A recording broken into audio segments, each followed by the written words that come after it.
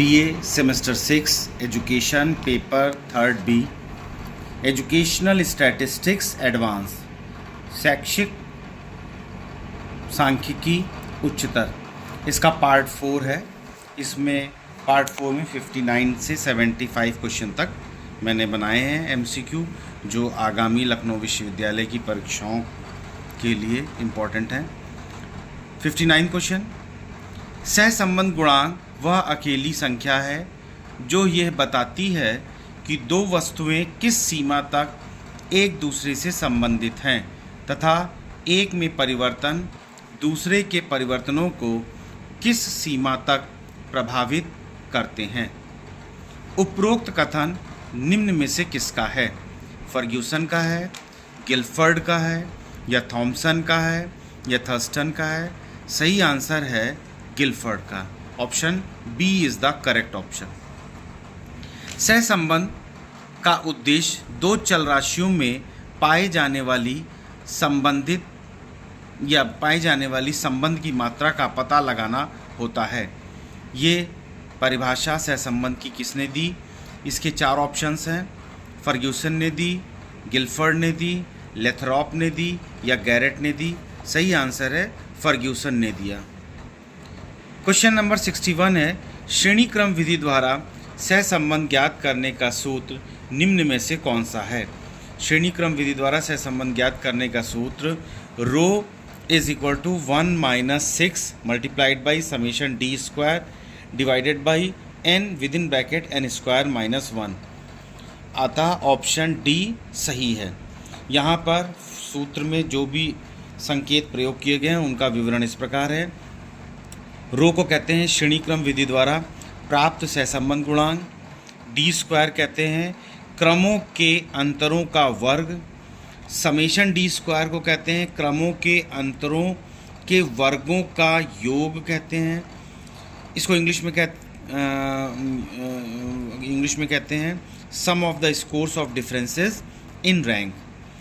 N को कहते हैं आवृत्तियों की कुल संख्या, total number of scores. Question number 62, प्रतिशतांक क्रम को निम्नलिखित किस सूत्र द्वारा प्राप्त करते हैं? सही आंसर है option C, PR is equal to 100 minus 100R minus 50 divided by n। इस सूत्र में प्रयुक्त संकेतों का विवरण इस प्रकार है। PR को कहते हैं प्रतिशतांक क्रम या परसेंटाइल रैंक, n को कहते हैं प्राप्तांकों की संख्या, टोटल नंबर ऑफ स्कोर्स कहते हैं, और R को कहते हैं पद क्रम या रैंक पोजीशन। एक इसी से संबंधित एक न्यूमेरिकल करते हैं, सम करते हैं। क्वेश्चन नंबर 63 है, यदि किसी विद्यार्थी का क्रम 5 है तो प्रतिशतांक क्रम निम्न में से क्या होगा? तो इसका सही आंसर है 91। ऑप्शन ए करेक्ट ऑप्शन है।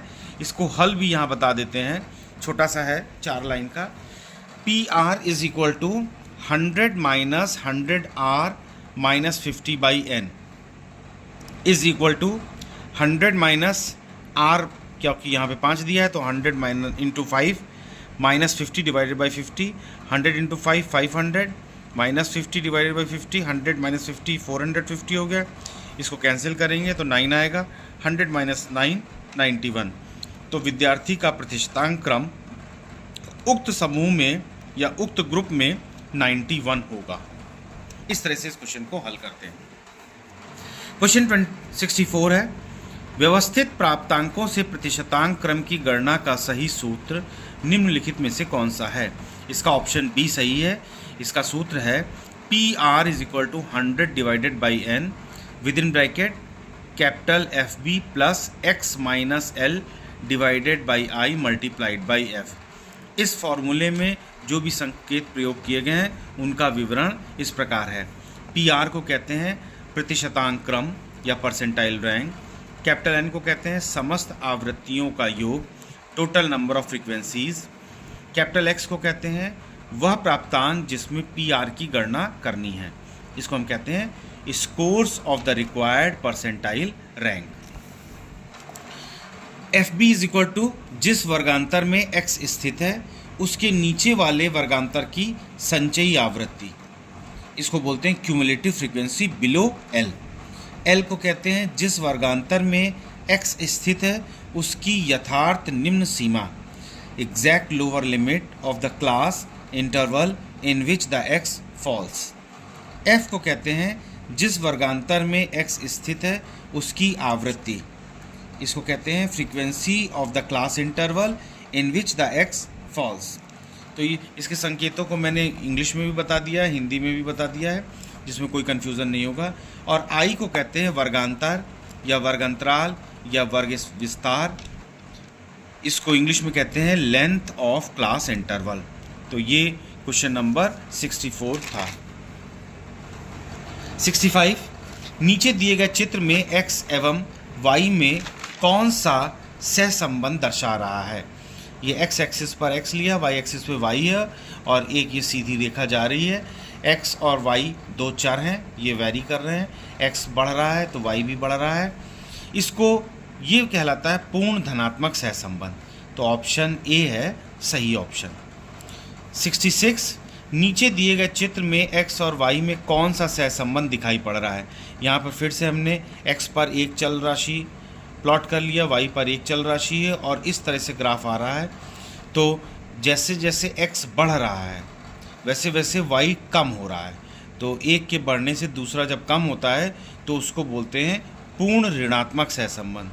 अतः इस प्रश्न का आंसर जो है डी सही है।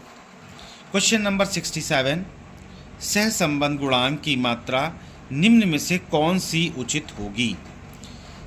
सहसंबंध गुणांक की मात्रा निम्न में से कौन सी उचित होगी। तो सहसंबंध गुणांक की मात्रा -1 से +1 तक होती है, इसी के बीच में आता है। -1 में पूर्ण ऋणात्मक सहसंबंध होता है और +1 में पूर्ण धनात्मक सहसंबंध होता है, इसलिए ऑप्शन सी सही है। क्वेश्चन नंबर 68, निम्नलिखित में से कौन सा सहसंबंध गुणांक दो चरों के बीच में पूर्ण सहसंबंध के रूप में माना जाता है। इसका सही आंसर है +/1.00। ऑप्शन बी सही है। चाहे +1 हो चाहे -1 हो तो पूर्ण सहसंबंध होता है। +1 होगा तो धनात्मक सहसंबंध होगा पूर्ण, और -1 होगा तो पूर्ण ऋणात्मक सहसंबंध होगा। क्वेश्चन नंबर 69, यदि राशियों के बीच शून्य सहसंबंध हो तो इसमें हमें क्या ज्ञात होता है। इससे हमें ये ज्ञात होता है कि चरों के बीच, जो दो वेरिएबल हैं उनके बीच में कोई संबंध नहीं है, इसलिए ऑप्शन बी सही ऑप्शन है। सही आंसर इसका बी है। दो चल राशियों के मध्य संबंध कहलाता है।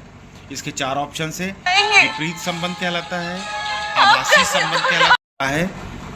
इसके 4 ऑप्शन से विपरीत संबंध कहलाता है, आभासी संबंध दूसरा है, सहसंबंध तीसरा और चौथा उपरोक्त में से कोई नहीं। तो जो दो चल राशियों के मध्य में जो संबंध कहलाता है वो सहसंबंध कहलाता है। 71, यदि एक चर राशि के घटने से दूसरी चर राशि भी घट जाती है तो दोनों के बीच किस प्रकार का सहसंबंध होगा। तो दोनों के बीच में संबंध जो होगा वो धनात्मक सहसंबंध होगा। क्वेश्चन नंबर 72, सहसंबंध विधि का उपयोग किया जाता है। इसके 4 ऑप्शंस हैं, शैक्षिक व्यावसायिक निर्देश में, शैक्षिक समस्या के अध्ययन में, औसत ज्ञात करने में और उपरोक्त में से कोई नहीं। तो इसका सही आंसर है सहसंबंध विधि का उपयोग किया जाता है शैक्षिक समस्या के अध्ययन में। ऑप्शन बी सही है। क्वेश्चन नंबर 73, जब एक चर में वृद्धि या कमी होने से दूसरे चर पर कोई प्रभाव ना पड़े तो ये कहा जाएगा कि दोनों चरों के बीच कौन सा संबंध है। तो यहाँ पर जो सही आंसर है इसके ऑप्शन 4 हैं, धनात्मक सहसंबंध, ऋणात्मक सहसंबंध, पूर्ण धनात्मक सहसंबंध या शून्य सहसंबंध। तो इसका सही आंसर है शून्य सहसंबंध। क्वेश्चन नंबर 74, ऋणात्मक संबंध को निम्न में से किस कूट द्वारा विस्तारित करते हैं। ये हम r = -1.00 से 0 तक जो रेंज होती है वो प्रयोग की जाती है, ऋणात्मक सहसंबंध को दर्शाती है। क्वेश्चन नंबर 75 इस पार्ट का आखिरी क्वेश्चन है। धनात्मक सहसंबंध को किसके द्वारा व्यक्त करते हैं? धनात्मक सहसंबंध को जो यहाँ पर ऑप्शन दिए गए हैं, r is equal to 1.00 plus r is equal to minus 1.00 और r is equal to plus minus 1.00 या उपरोक्त में से कोई नहीं।